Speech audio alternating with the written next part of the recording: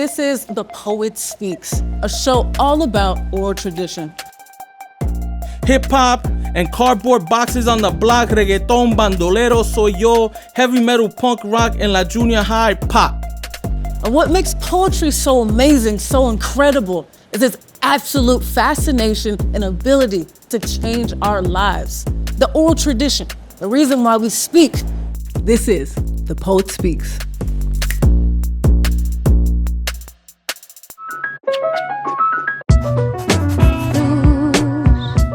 Hello, everyone, and welcome back to the Poet Speaks podcast. Now, our next guest is a spoken word smith, lyricist, teaching artist, and a published author from Queens, New York.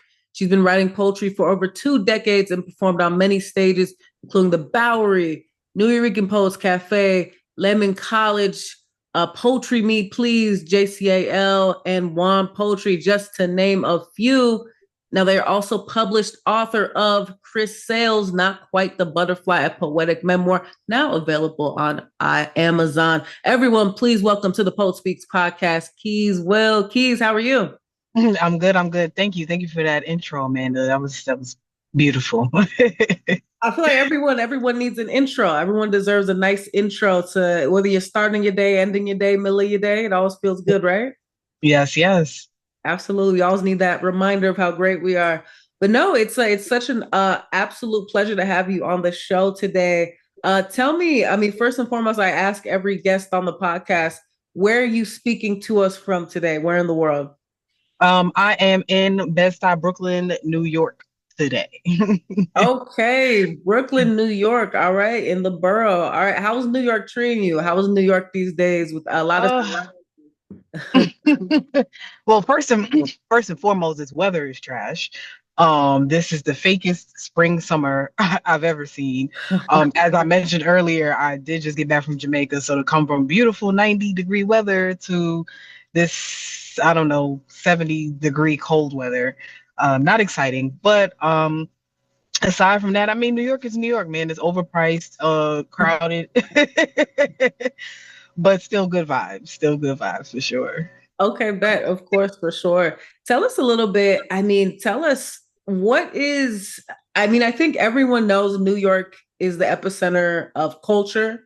I swear I've been all around the world. I don't think many places still to this day are like the hub that is New York City.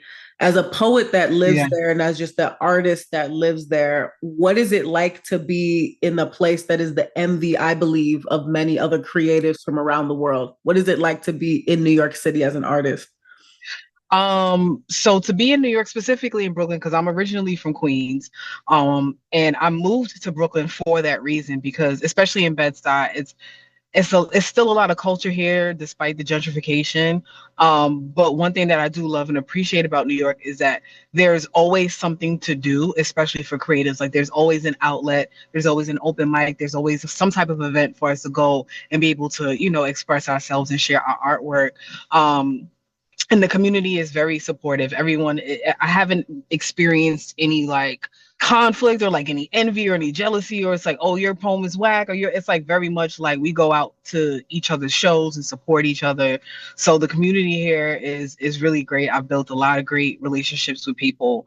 And yeah, I think that there's so many different platforms that you have the opportunity to be able to share your creativity regardless of what day of the week it is. There's something from Sunday through Saturday, what time of the day. You have early days, you got weekends and the evenings, they have after hour spots. It really is here. If you want to be able to put yourself out there, the opportunities are absolutely here. You had mentioned earlier how expensive it's still overpriced. For people that, let's say, you hear the kind of famous lore, move to New York City with $10 in my pocket. You can make it here, you can make it anywhere. Do you suggest with just how expensive it is for an artist that wants to make it, moving to New York City? There's just so many pros and cons, I would think. Yeah. I think the pro to that would be, as I mentioned before, the community. If you come out here and you're really on your grind, you really will get the support, because once people see how into it you are and they see how much you want, you make those connections and people will start plugging you in. So in that sense, yeah, I would recommend it. On the expenses part, as far as like living here for real, I mean, like you got to have about 4 or 5 jobs Yeah. just to, you know what I'm saying, be able to like really see your money, because just the cost of living, even for like, for example, if you wanted to rent a room, let's say someone comes here, they just want to rent a room somewhere, you're easily looking at paying maybe like 13, 1400 just for a room. This ain't even for a whole apartment, you know? So it's just like, you don't really get your bang for your buck in that sense. But if you're someone who's going to be on your grind and really are committed to your craft with whatever it is, I think definitely you'll do good here. No, I think that's just valuable information for people to know, because people don't always talk about that side of, especially a romanticized city like New York City. But kind of moving a bit along, tell us a bit about, your name, Keys Mhm. Will. Tell us, is that stage name or is that you for real? Tell us, what is the kind of origination of Keys Will, your name? So it is my stage name, but it didn't start off that way. A long time ago, I was living in a youth shelter, and this was like my late teens, early 20s, and there was a staff member there that I got really close with, and he just started calling me Keys. Like I don't know why but that's the first I had ever heard anyone, because people got all types of nicknames for me, but Keys was the one that stuck with me for several reasons. One, because Alicia Keys is like my like I love Alicia Keys. That speaks for itself, you know. And when she came out, that was around the time I had started writing poetry, and like I just that stuck with me, and I was like Keys. So whenever I introduce myself, I'm like Keys, like Alicia, and you know, it's like a whole thing.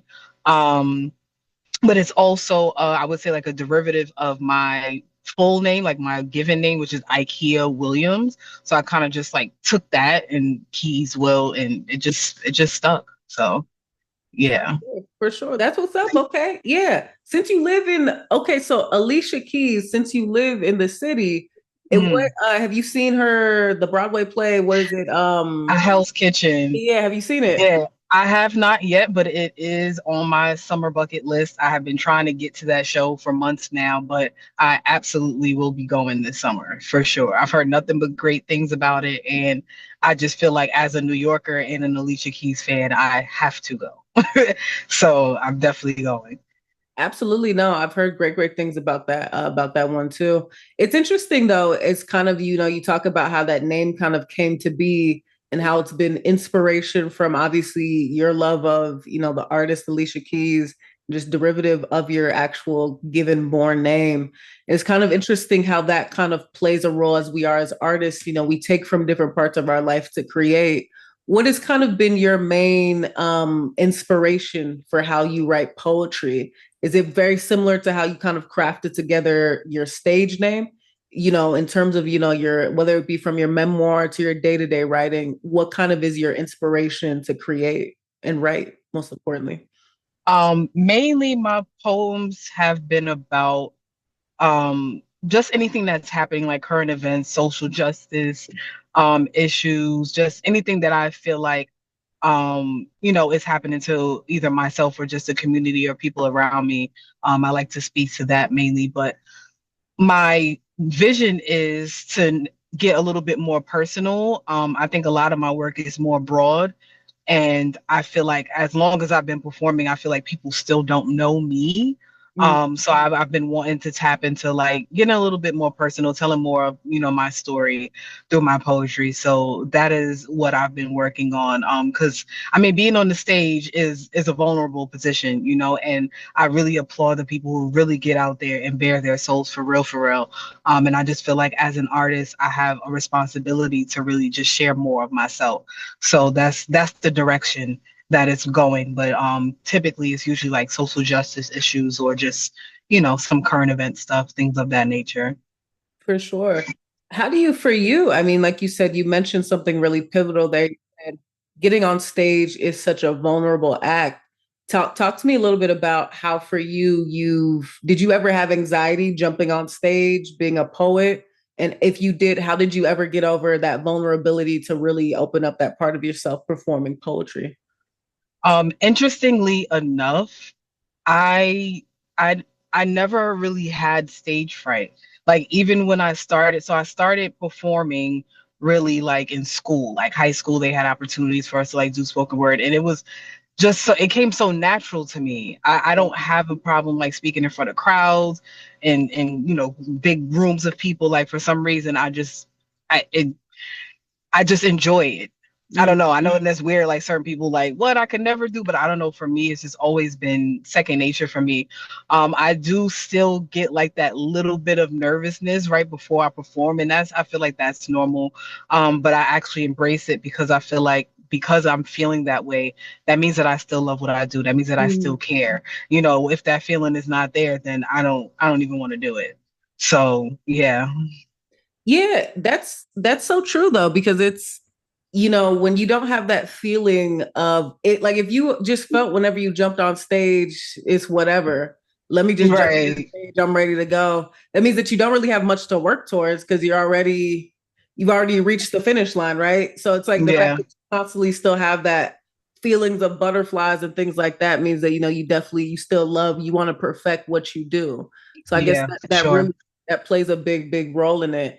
Tell us a bit about, I mean, you have a poetry collection out called Chrysalis, Not Quite the Butterfly. That's a very kind of the gravity of that title alone, Not Quite the Butterfly. Tell us a bit about that. You describe it as a poetic memoir. Tell us a bit about Yeah. how that came to be. That's your first published, Yeah. correct? Tell, Yeah. tell Yeah. us how that came to be, when that came out, and just kind of the DNA of that project for you. Yeah, for sure. So Chrysalis is so as we know it as a cocoon, right? Like that's the stage that the butterfly or the caterpillar rather is in as they're becoming the butterfly, right? Hence the reason why I put not quite the butterfly, because I was still in that phase of like growing and changing, right? Um I chose that because that's where I felt like I was at in my poetry journey at that time. The book will be 9 years old this year.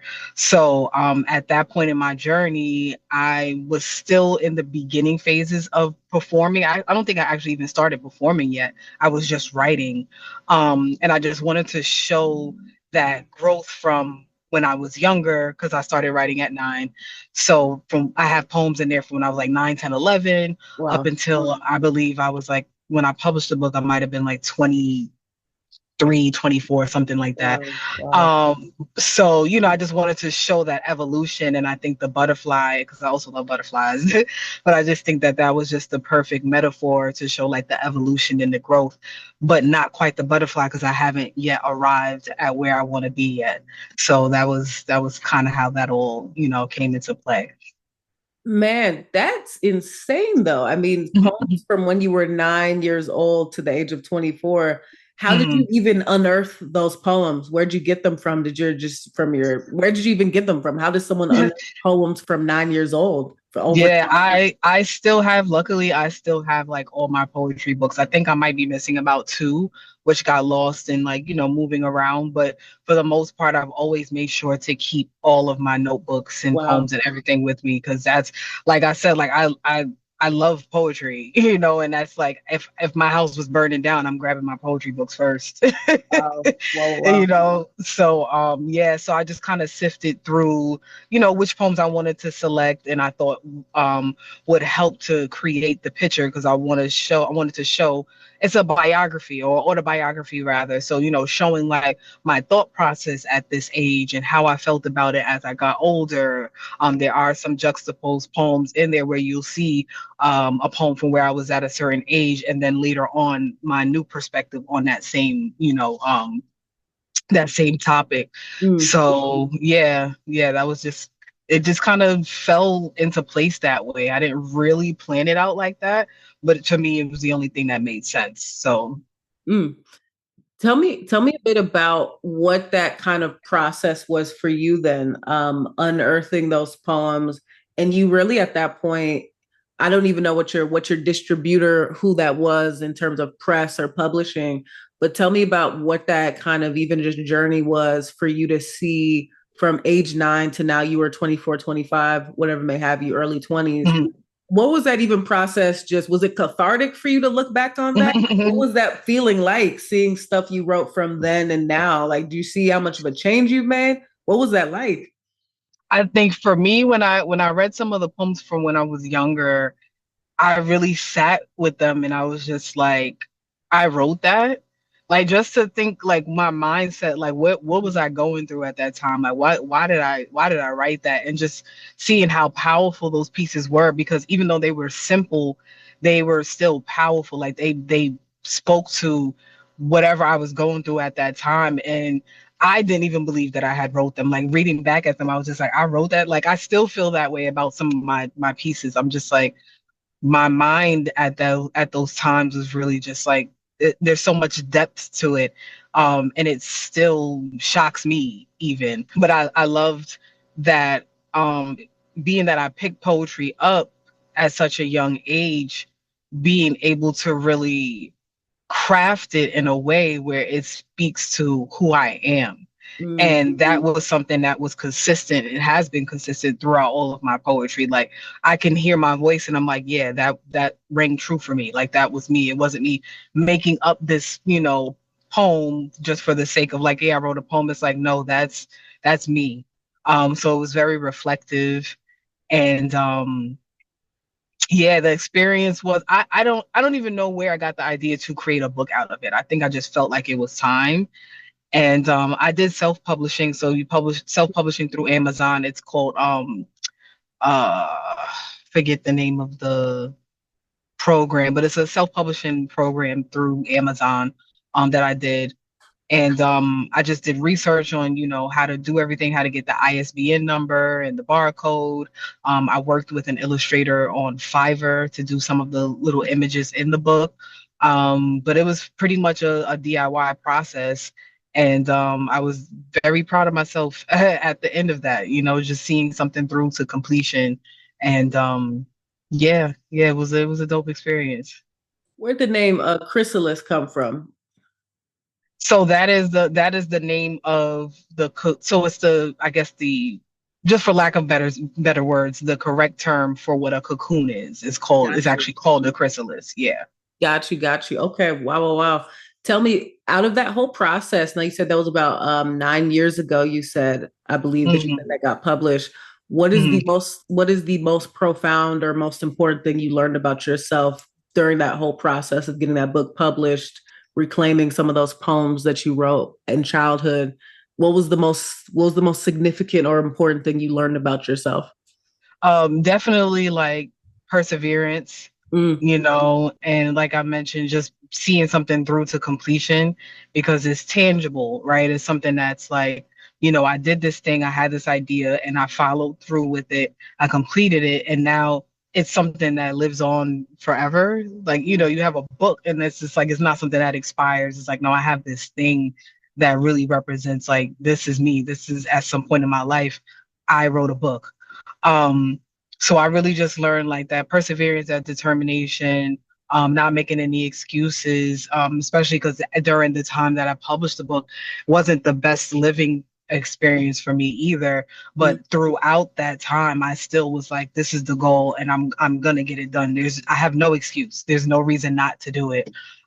So yeah, I would say that perseverance and the determination. Absolutely. And tell us, how was that poetic memoir even 9 years later? How is that still received? How is it still being received? And kind of how is that still such a epicenter of your career as a spoken word artist today still? Interestingly enough, because I don't talk about the book enough, a lot of people still don't know that I have a book. Like Oh, I have no. people that are like, wait, what? You got a book? And I'm like, yeah, the book is almost like, 10 years old now. It's over a decade old. Wow. Um, the only time, because I also have this thing where, and I've spoken to other artists and poets as well, is like when I release something, even if I perform a poem or I write a poem, after I perform it, and if it's recorded, I won't watch it. Like it's like once I let it go, it's gone. So Mm, that's kind of how that went with the book. So it was just over mm, time that like I would do events and they'd be like, oh, if you have any merch or any books for sale, make sure you bring them. And I'm like, oh, I do have a book. And then I would like go order a couple copies for sale. But aside from that, I'm still getting better at like promoting the book. Like it exists, you know, it's something that I created, and I'm still just like, oh yeah, by the way, I have a book.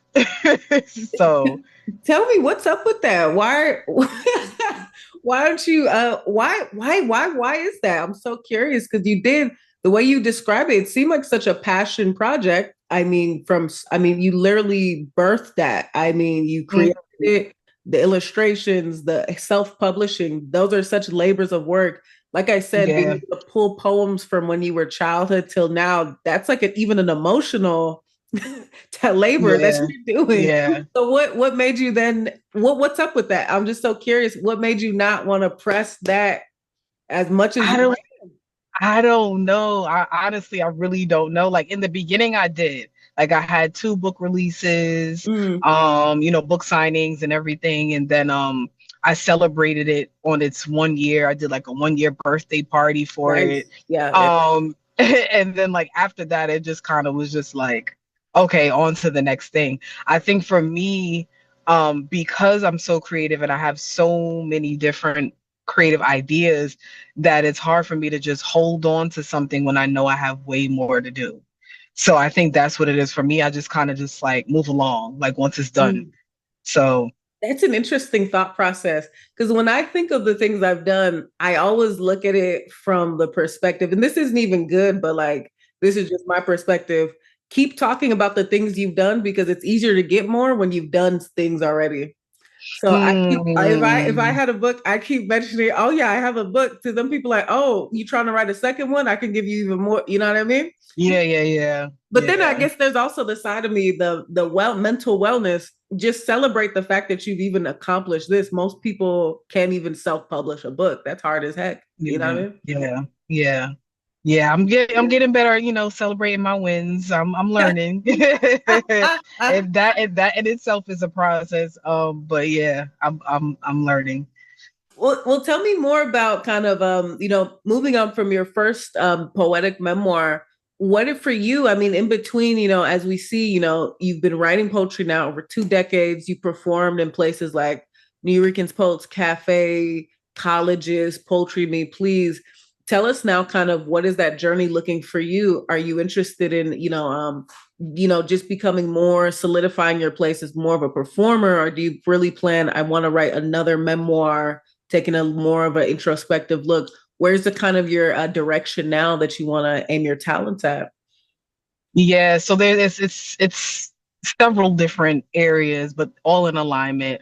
As far as the second book goes, I've been in my mind for years, like, oh, I'm gonna write the second book, gonna write the second book, because I want it to be like a part 2 to Chrysalis, but I didn't feel like I've grown enough, or I didn't feel like I had enough new experiences to talk and write about, Wow. to even just show the evolution, so I was giving myself time, which is why it's been almost 10 years, because I mean a lot happens Yeah. in 10 years, my mindset, my perspectives on things, everything. So I do want to do a 2-part to that, to just continue to show that evolution.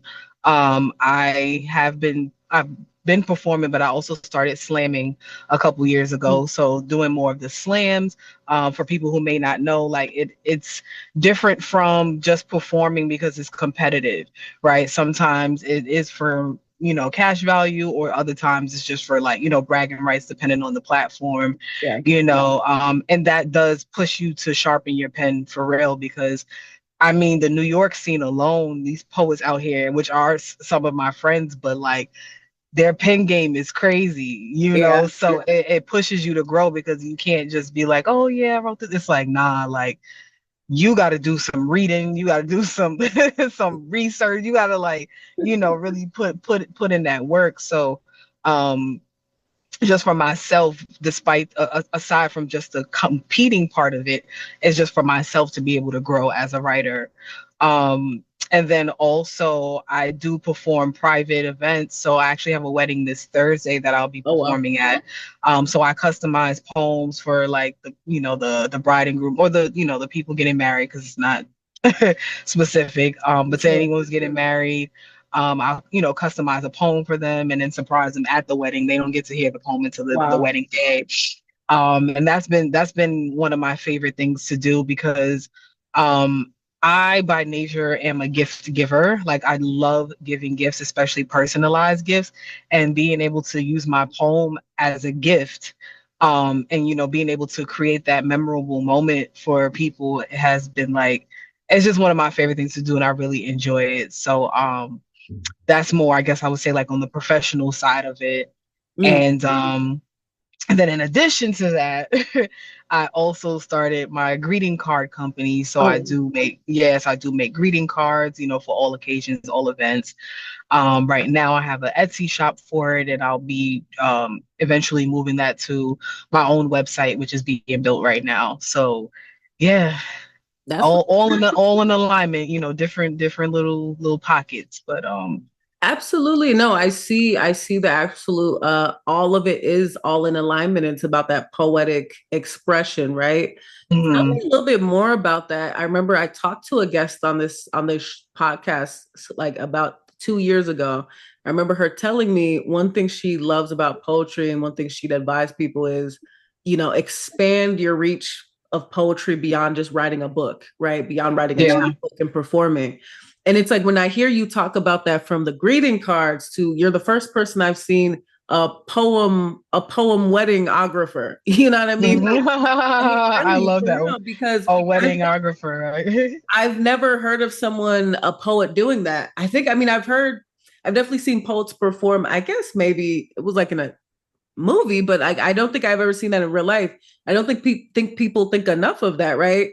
Tell us a bit about how you've been managing to really expand poetry outside the bandwidth of what we consider just what a poet does. You're in so many your hands in so many pots that are so creative and innovative, I really think.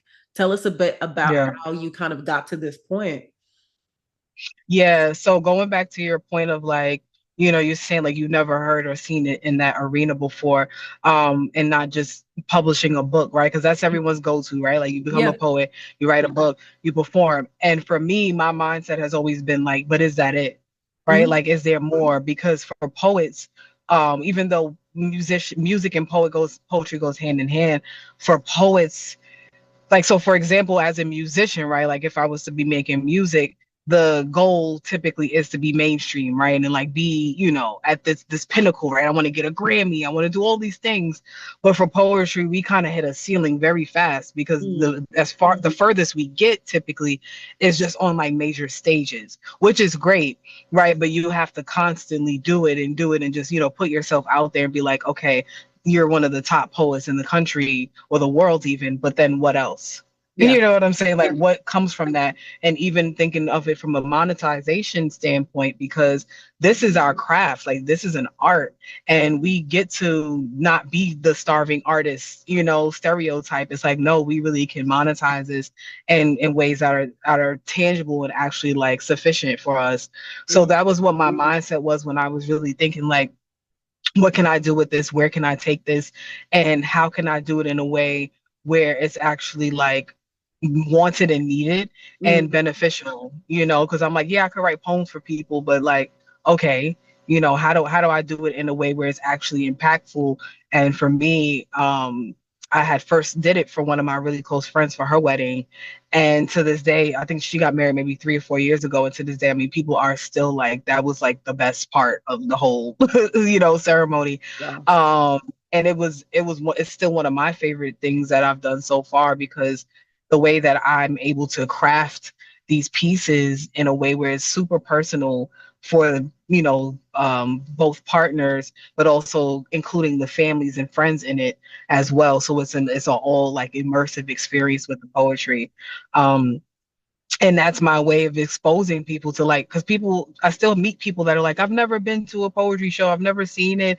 It's like, do people snap? Do they, what do they? And it's like people have this idea of what poetry is, but it's just Yeah. so much more. It's so much more, even from a creative writing aspect.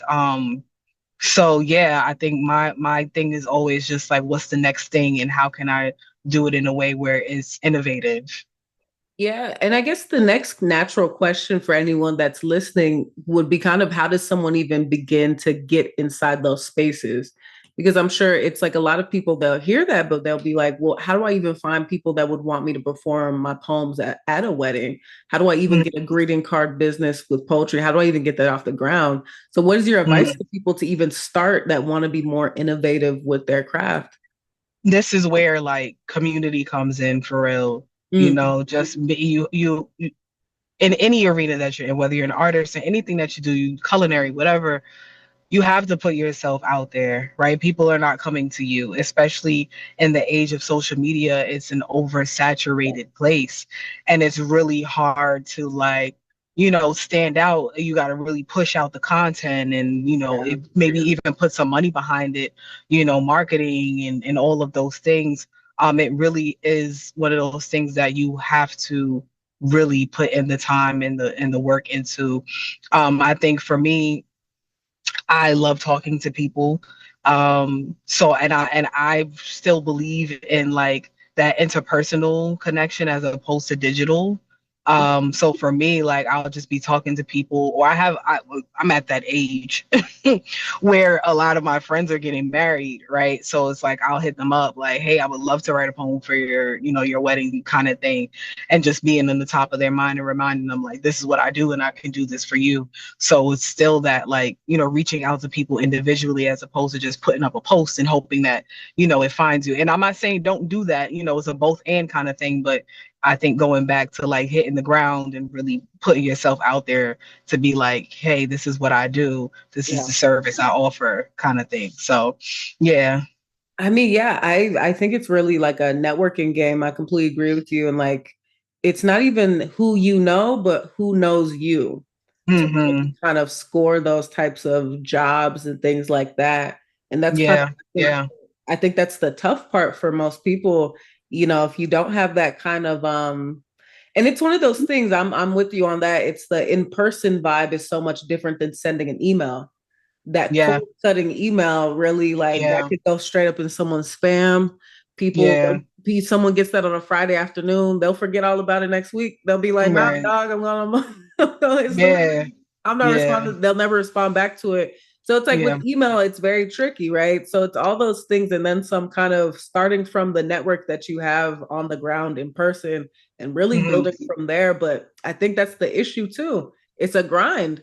It takes time to really build relationships and really get on people's radars.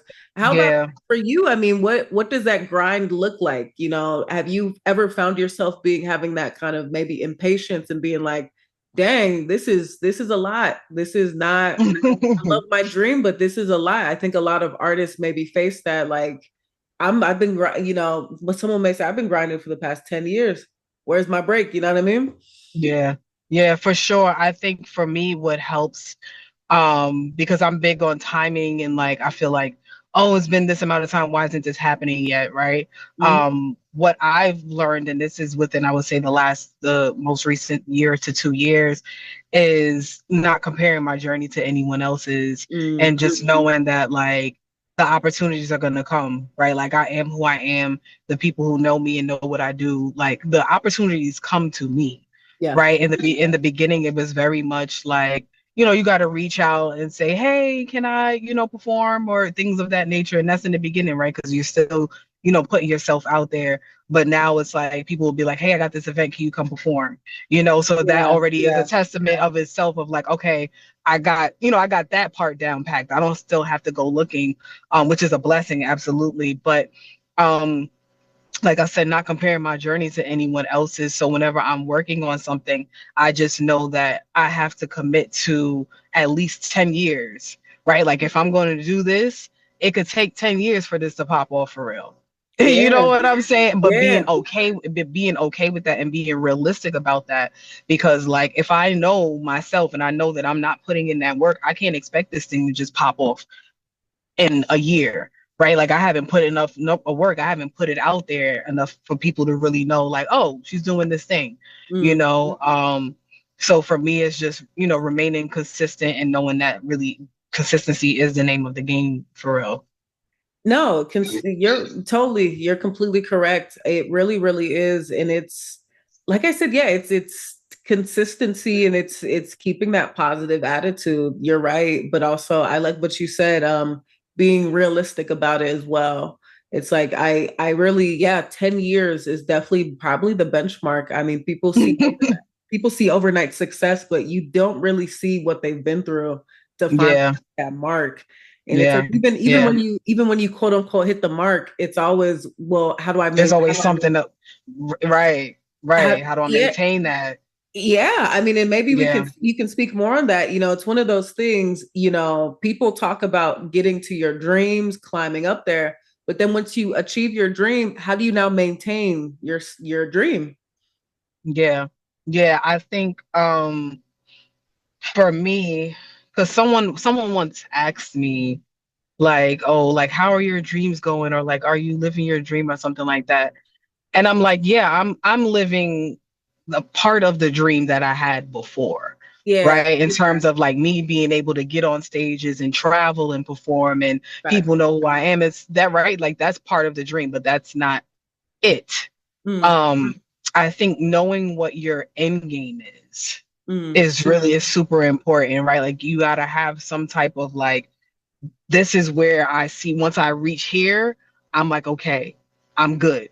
But taking everything into consideration, like I said before, financially, right? Because the goal isn't just to be out here like, okay, I'm performing, that's cute, but like, how is this going to sustain me for real? Like yeah, this gets to go from just a dream to like a lifestyle. yeah, Um, so really just being intentional around why you're doing it. If it's just for the joy of doing it, that is great too, right? Not facts, saying that it absolutely. has to be like this big, oh, turn it into a business, this empire, whatever, right? But if you're gonna be in it, and if you really, this is what you see yourself doing, whatever that is, really having an end goal and then creating those micro goals along the way to reach that. So I think for me, because I have that end goal in mind, and it's very clear to me everything that I'm doing, regardless of how tired I am, regardless of how frustrated I get, regardless of whatever, it's still in alignment and it's still working towards that goal. And I know that those emotions are a part of the process, right? It's not always going to be, yay, I get to get up and write a poem. There's days I'm just like, I really don't want to perform today. Facts, yeah. But you know what I'm saying? But it's like that's part of, you just never know what could come out of that, whether it's exposure or you connect with someone who connects with you, Yes, someone else somewhere else. You know what I'm saying? So this is part of that grind. This is part of the process. And for me, just reminding myself like this is something that I chose to do. But I mean, honestly, I feel like it chose me. And it's a gift, and I feel like it's only right to share that gift. So any opportunity that I get to do so, I'm like, this, as long as it's in alignment with the goal, I'll do it. for sure. So Absolutely, yeah. absolutely. Now, kind of talking about that gift, I mean, can you pinpoint a time? When did you know you were a writer? Was there a time in your life, just an exact moment where you said, I know now that I'm a writer? Um, well, I started, as I mentioned before, I started at 9, and I literally, like, I can still see the day. I literally just picked up a notebook that I had laying around. And I remember it was raining outside, and I just started writing about the rain. And I was so excited because I was just like, I just did something. Like I wrote this thing and I love it. And I remember going to show it to my older sister, and we have a 8-year age gap. So she was like 16, 17 at the time. So she's kind of just like, I showed her the poem and it was just like, girl, bye. Like, you know what I'm saying? Like she wasn't even like paying me no, like she was going through whatever she was going through. So it's kind of like, oh, okay. And I was just like, nah, she don't even know. Like, this is dope. You know what For I'm sure, saying? yeah. Um, it wasn't until I think maybe like high school where I really realized that like I had a gift. Hmm. Or maybe even earlier than that, because I remember writing poems in elementary school, or like little raps. I would write little raps, and like all my friends would like trying to learn the words and stuff like that. And I was just like, oh, like this actually might be good. This is pretty good. Yeah. Um, so I would say definitely from 9 was a moment where it started. I think where I really pinpointed that I was a writer for real, might have been college. um because, and this is before like the era of chat GPT, right? So I was chat GPT. I have people who literally are like, oh, you don't use chat GPT, right? Because you are chat GPT. Because I can bang out a 10-page paper Yeah. in like a few hours, you know what I'm saying? And it'll be like grammatically eloquent. Everything is, like, and it comes easy to me. It's natural to me. So for a long time I didn't see it as a gift because I thought that gifts were something that you really had to work hard at. Hmm. And for me, I didn't have to work hard. Like I have to work at it, don't get me wrong, but it's not something that I have to, like, it's not forceful. It just comes so easy. So for a while, I didn't really see it for what it was. Wow. I think until I started like getting on stage, and that's when I was like, oh, okay, like this is really an art, this is really a gift. So yeah. Oh, wow. Okay. Awesome. Awesome. Different points of your life. All right. Mhm. Now, Keys, the last question I have for you on today's podcast. All Mhm. right. Please tell me, why do you need to get your words out? Mm. Yeah. So going back to what I said about the gift, that goes right into that. Um, it's not, gifts are meant to be given, and I think that in the beginning it was more so just about like, me wanting to get my thoughts out there. But one of the joys of my journey so far has been people who have come to me and said like, oh my God, you really inspired me, like that poem that you said, I love that, like I would love to write like that one day, or just asking me about my process to support them with their journey. So because it's bigger than me and it's not about me, is why I feel like I have to write, I have to create, I have to share my work, because it's not just about me. So yeah. Absolutely. All right. Not just about her. All right. Thank you so much, Keys. We really appreciate you being on the COP podcast today. Now, before we end, and for real, please just tell us what is next for you in 2025 as the year is almost halfway done. What's next for you? Any projects? And give us where we can check out all of your amazing work, websites, social media handles, all that good stuff. Yeah. So potentially the second book may be coming. That's in the works. Definitely check out my Etsy store. It's at Right Occasion. I also have my Instagram page, Right Occasion, for that. For the business page, for my personal work, most of my work is on Instagram, which is at Only Keys Will, 2 underscores. That's Only Keys Will, 2 underscore. And yeah, I mean, who knows? Something may come up and I'll just drop a project. So just, be on the lookout for that. Absolutely. All right. And everyone, all of Key's links to all of her descriptions, as well as her website, all of her social handles will be down in the description box below, no matter where you're listening to this podcast. All right, Keys, thank you so much for being a guest today on the Poet Speaks podcast. Thank you. Absolutely. All right, everyone, again, check out all of Key's amazing work. Again, all of her links will be down below in the description box. Everyone, this is the Poet Speaks podcast. We'll talk to you soon. Bye-bye.